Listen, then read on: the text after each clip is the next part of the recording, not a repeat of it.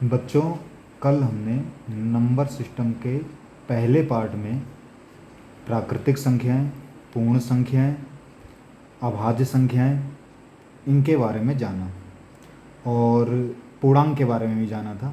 आज हम लोग सबसे पहले भाज्य संख्याएं, परमेय संख्याएं और अप्रमेय संख्याओं के बारे में जानेंगे। तो सबसे पहले हम लोग भाज्य संख्याएं के बारे में देखेंगे। तो भाज्य संख्याएं जो हैं ये भी एक से बड़ी होती हैं। कैसी होती हैं? एक से बड़ी होती हैं। एक से बड़ी होती हैं। एक से बड़ी ऐसी संख्याएं जो एक और अपने आप के अलावा, एक और अपने आप के अलावा और भी संख्याओं से विभाजित हो जाएं, और भी संख्याओं से विभाजित हो जाएं, और भी संख्याओं से क्या हो जाएं? विभाजित हो जाएं। तो वो संख्याएं हमारी क्या कहलाती हैं? भाज्य संख्याएं कहलाती हैं। एक से बड़ी ऐसी संख्याएं जो एक और अपने आप के अलावा और भी संख्याओं से विभाजित हो जाएं, वो भाज्य संख्याएं कहलाती हैं। जैसे सबसे पहले हमने ले लिया 4।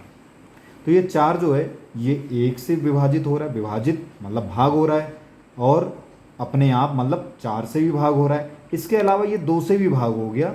सही है। तो यही तो परिभाषा है कि एक और अपने आप के अलावा और भी किसी से विभाजित हो जाए तो वो हमारी भाज्य संख्या कहलाती। तो 4 हमारी कैसी संख्या हो गई? भाज्य संख्या हो गई। जैसे ये 6 है, ये एक से विभाजित हो रहा है, फिर अपने आप से हो रहा है, फिर 2 से भी हो रहा है, फिर 3 से भी हो रहा है। तो ये एक और अपने आप के अलावा और भी संख्याओं से विभाजित हो गई।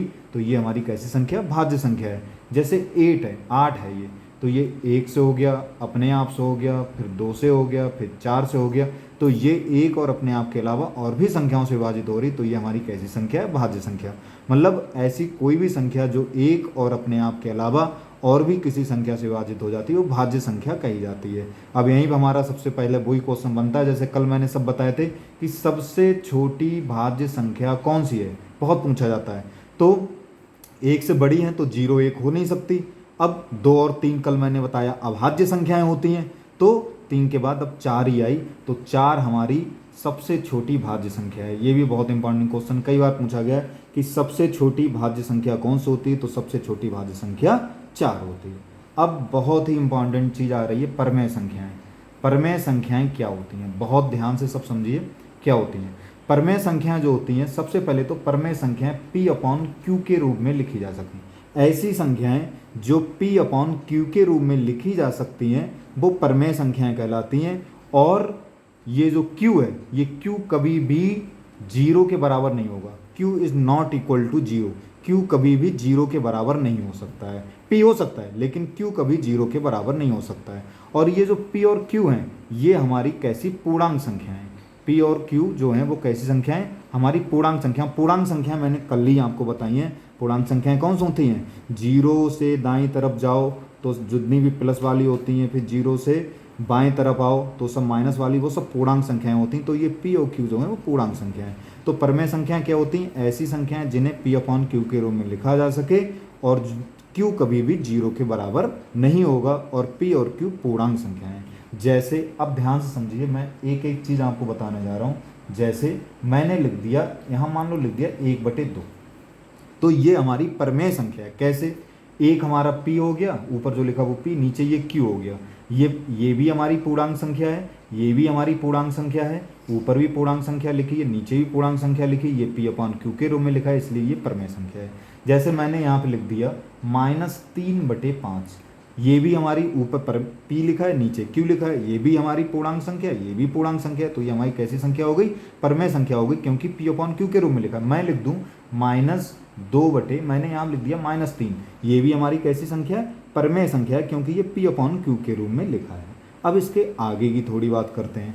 आगे हम ये देखते हैं कि क्या 0 परमेय संख्या है? तो बिल्कुल 0 एक परमेय संख्या है। कैसे? अब आप कहोगे ये P/Q के रूप में नहीं लिखा है। क्यों नहीं लिखा है? देखो हम ऐसे लिख सकते हैं, 0 है, इसको हम लिख सकते हैं 0/1। अब 1 से किसी भाग करेंगे, 1 से भाग करेंगे तो वही तो आ जाएगा 0। 1 से किसी की संख्या को भाग करते हैं तो वही संख्या आ जाती है। तो ये P/Q के रूप में हो गया। ऊपर P है, नीचे वाला क्या है? Q है।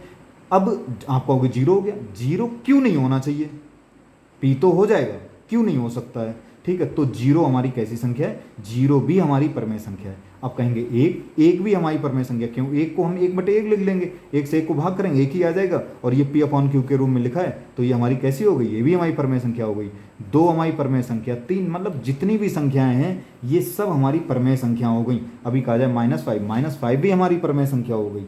तो जितनी भी संख्याएं हैं, क्योंकि इनको हम सबको हम P/Q के रूप में लिख सकते हैं, तो जितनी भी संख्याएं हैं वो सब हमारी परमेय संख्या होगी। कहने का मतलब क्या हुआ, कल मैंने प्राकृतिक संख्या बताई, मतलब जितनी प्राकृतिक संख्या है वो भी सब परमेय संख्या हैं, जितनी पूर्ण संख्या है वो भी सब परमेय संख्या हैं, या उनका सामूहिक रूप जैसे ये पूर्णांक संख्याएं जितनी होंगी वो भी सब परमेय संख्या होंगी।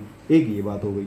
अब इसके आगे बढ़ते हैं, इतना सभी बच्चों को समझने में आ रहा होगा। अब इसके आगे की बात करें, जिन संख्याओं का वर्गमूल पूरा पूरा निकल जाए, या ये हम कहें ऐसी संख्याएं जो पूर्ण वर्ग होती हैं, जैसे मैंने लिख दिया वर्गमूल 16।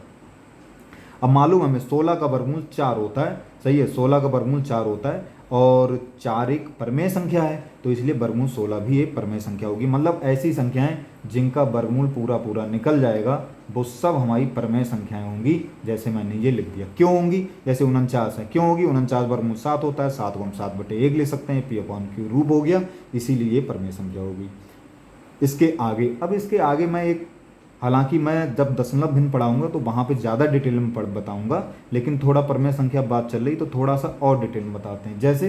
जैसे मैं 1-2 एग्जाम्पल और दे रहा हूँ। जैसे मैंने आपके सामने मान लो लिख दिया, मैंने यहाँ लिख दिया 2.5, ये परमेय संख्या है या नहीं, तो है, बिल्कुल है। कैसे, 2.5 है, ठीक है, पॉइंट के नीचे क्या होता है, 1 आ जाता है, पॉइंट के बाद जितने अंक होते हैं उतने 0 बढ़ा लिया जाता है, पॉइंट हट जाता है।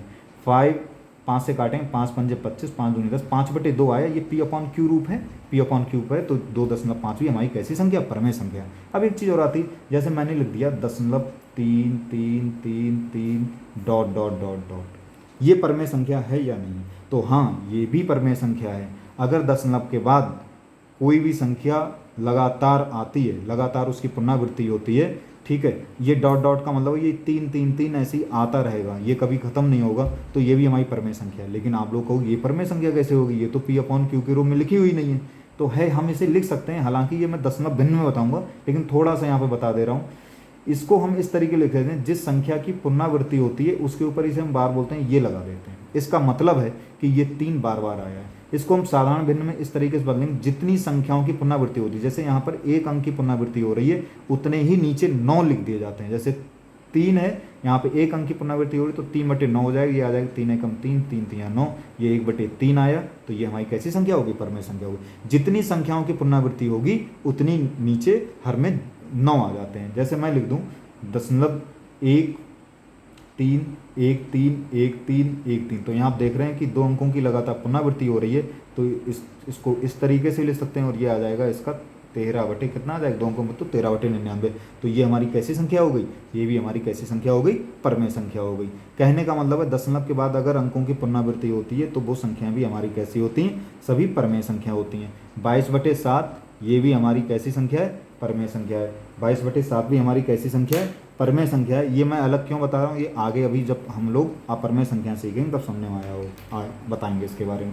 तो परमेय संख्याएं आपको सबको समझने में आ गई होंगी, ठीक है। इसके बाद अब आगे की बात करते हैं। अब आती हैं अपरमेय संख्याएं। अपरमेय संख्याएं क्या हैं, ऐसी संख्याएं जिन्हें P/Q के रूप में ना लिखा जा सके, जिन्हें P/Q के रूप में ना लिखा जा सके, वो सभी हमारी अपरमेय संख्याएं जो होंगी वो कही जाएंगी, ठीक है। कैसे, अब P/Q में ना लिखा जाए कैसे, जैसे सबसे पहले बात करें, हमने लिख दिया वर्गमूल 2, ये लिख दिया वर्गमूल 2, तो वर्गमूल 2 लिख दिया। अब ये वर्गमूल 2 जो है वो एक अपरमेय संख्या है। अब आप कहोगे कैसे अपरमेय संख्या है, वैसे तो हम देखें तो वर्गमूल 2 का जब वर्गमूल निकालते हैं तो 1.414 ... आता है, वो कभी ख़त्म नहीं होता है, और जब ख़त्म नहीं होता है, ठीक है, इसलिए ये वर्गमूल 2 जो है वो अपरमेय संख्या है। या हम ये भी कह सकते हैं, ठीक है, कि √2 है, इसको हम P/Q के रूप में लिख ही नहीं सकते हैं, इसीलिए ये अपरमेय संख्या है। जितनी भी जिनका वर्गमूल पूरा पूरा न निकले, जैसे वर्गमूल 3 है, वर्गमूल 5 है, ठीक है, वर्गमूल 7 है, ये सभी हमारी अपरमेय संख्याएं ही कही जाती हैं। क्यों कही जाती हैं, क्योंकि इनका वर्गमूल जो है वो पूरा पूरा नहीं निकलता है। वो √2 का जो मान होता है वो उसकी एक्चुअल वैल्यू नहीं होती है, वो हम लगभग होती है। √3 का भी ऐसे होता है, √5 का भी ऐसा होता है, √7 का भी ऐसा होता है। तो ऐसे जितनी भी संख्याएं जिनका वर्गमूल पूरा पूरा नहीं निकलता वो सभी अपरमेय संख्याएं कही जाती हैं, क्योंकि इन्हें P/Q के रूप में नहीं लिखा जा सकता। एक बात हो गई। दूसरी बात ये, जैसे मैंने ये लिख दिया पॉइंट, ठीक है, 3 4 9 6 8 2 5, इस तरीके से मैंने ये लिख दिया, ये डॉट डॉट कर दिया। यहाँ पर अगर आप देखो तो यहाँ पर किसी भी अंक का पुनरावृत्ति नहीं हो रही, मतलब जैसे यहाँ पे ये लगातार पुनरावृत्ति हो रही थी, यहाँ पे लगातार पुनरावृत्ति नहीं हो रही और यहाँ पे लगातार पुनरावृत्ति नहीं हो रही, तो इसे हम P/Q के रूप में नहीं लिख सकते हैं, P/Q के रूप में नहीं लिख सकते हैं। इसीलिए ये कैसी संख्या है? अपरमेय संख्या है। मतलब दशमलव के बाद पुनरावृत्ति ना हो तो वो सब कैसी संख्या होंगी? अपरमेय संख्या होंगी। ये बात हो गई। इसके बाद एक बात और, अगर जैसे ये अपरमेय संख्या किसी में भी जोड़ी जाए तब भी वो अपरमेय संख्या रहती हैं। जैसे मैंने 3 में √2 जोड़ा तो ये अपरमेय संख्या है, क्योंकि √2 अपरमेय संख्या है और 3 इसमें जोड़ेंगे तब भी वो अपरमेय ही संख्या रहेगी, चाहे घटाएं चाहे जोड़ें जो भी होगा। जैसे मैंने यहाँ मान लो लिख दूँ, ठीक है, मैंने लिख दिया √3 माइनस यहाँ लिख दिया 2, ये भी हमारी अपरमेय संख्या है। चाहे हम गुणा कर लें, जैसे मैंने लिया 2√3, तो ये भी हमारी कैसी? अपरमेय संख्या है। इसके बाद बहुत इंपॉर्टेंट, बहुत क्वेश्चन आता है पाई। पाई जो है, पाई एक अपरमेय संख्या है।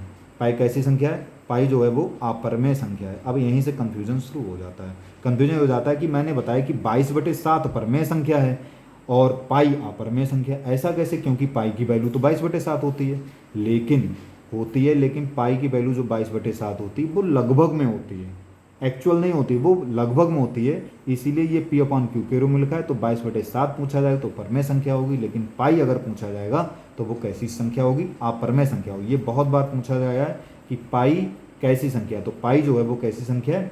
अपरमेय संख्या है। तो ये हमारी हो गई भाज्य संख्या हो गई, परमेय संख्या हो गई और अपरमेय संख्याएं हो गई। ठीक है, यहाँ से क्वेश्चन जरूर पूछे जाते हैं, खूब पूछे जाते हैं और मैंने लगभग हर तरीके बता दिया। कुछ चीज़ें बची हैं, जब मैं दशमलव भिन्न बताऊंगा तब बताऊंगा और डिटेल में थोड़ा बताऊंगा। अब इस पर एक दो क्वेश्चन कई बार पूछे जा चुके हैं, तो वो क्वेश्चन मैं आपको बताना चाहूँगा। क्वेश्चन देखिए, जैसे पहला है, 2 और 3 के बीच आने वाली परमेय संख्याओं की संख्या कितनी है? 2 और 3 के बीच। हमेशा ध्यान रखना, किन्हीं दो संख्याओं के बीच में पूछा जाए कि कितनी परमेय संख्या होंगी, तो परमेय संख्याएं हम कभी गिन नहीं सकते हैं कि उनके बीच में कितनी होंगी। जैसे 2 और 3 के बीच में पूछा जा रहा है, सही है, 2 और 3 के बीच में पूछा जा रहा है कि परमेय संख्याएं कितनी होंगी। तो यहाँ पे थोड़ा क्वेश्चन सही कर लें, यहाँ पे 2 और 3 ना करके यहाँ पे 3 और 5 कर लो, या कुछ भी कर सकते हैं। हमने 3 और 5 कर लिया मान लो, ठीक है, इस तरीके से आ गया 3 और 5। तो 3 और 5 के बीच परमेय संख्याएं कितनी हैं? तो अब हम 3 और 5 के बीच परमेय संख्याएं नहीं बता सकते हैं कि कितनी हैं। हमेशा ध्यान रखना, ऐसा कोई भी क्वेश्चन आए तो उसका आंसर हमेशा क्या होता है? हमेशा अनंत होता है। हमेशा क्या होगा? अनंत होगा। ठीक है, वो जब और आगे बताएंगे तब डिटेल में बताएंगे ऐसा क्यों होता है। हालांकि कहीं भी पूछा जाए कि किन्हीं दो संख्याओं के बीच में कितनी परमेय संख्या होती हैं, तो वो हमेशा अनंत होती हैं। ये क्वेश्चन देखो कई बार इस तरीके का आता है, निम्नलिखित में से कौन सी अपरमेय संख्या है? अपरमेय संख्या है। तो देखो ए वाला देखते हैं, 0.777, तो ये तो परमेय संख्या है क्योंकि संख्याओं में पुनरावृत्ति हो रही है। इसे P/Q के रूप में लिख सकते हैं। क्या आ जाएगा इसका? 7/9 आ जाएगा। तो ये P/Q तो ये परमेय संख्या होगी। हमें अपरमेय बतानी, यहाँ पर भी 3 अंकों की लगातार पुनरावृत्ति हो रही, तो ये कितना हो जाएगा? 123/999 हो जाएगा। तो यहाँ पर भी पुनरावृत्ति, यहाँ पर भी क्या हो रहा है? P/Q के रूप में लिख लेंगे, 22/7 P/Q के रूप में। निम्नलिखित में कौन सी अपरमेय संख्या? हमने अभी समझाया, तो हमारी अपरमेय संख्या कौन सी हो गई? यहाँ पर पाई हो गई। इसके बाद अगला तीसरा क्वेश्चन, निम्नलिखित में कौन सी अपरमेय संख्या नहीं है? ये पूछा नहीं है। ठीक है, ये देखिए पहला, इसमें कोई भी अंक की पुनरावृत्ति नहीं हो रही, तो ये तो अपरमेय संख्या है, हमें बतानी नहीं है, तो ये अपरमेय संख्या है। ठीक है, इसके बाद √2, ये तो अपरमेय संख्या अभी बताया। 3/5, ये भी कैसी है? अपरमेय संख्या, क्योंकि अपरमेय संख्या 3 जोड़ा है, तो ये अपरमेय संख्या ही होगी। ये लिखा है 22/7, ये 22/7 P/Q के रूप में लिखिए। ये अपरमेय संख्या नहीं है, ये परमेय संख्या, इसलिए यहाँ पे हमारा क्या हो जाएगा? 22/7 सही हो जाएगा। ये देखिए क्वेश्चन, ये कई बार पेपर में आया है, √5 + √3 का होल स्क्वायर 1 है, प्राकृतिक संख्या है, पूर्ण संख्या है, परमेय संख्या है, अपरमेय संख्या है। तो इसको हम देखते हैं थोड़ा सॉल्व करके। तो आप सबको मालूम ही होगा, √5 + √3 का होल स्क्वायर है ये। इसका जब वर्ग खोलेंगे तो क्या आ जाएगा? √5 का स्क्वायर आ जाएगा, प्लस क्या आ जाएगा? √3 का स्क्वायर आ जाएगा, और ये क्या आ जाएगा, सही है, दोनों की गुणा का दुगना आ जाता है, √5 इंटू √3।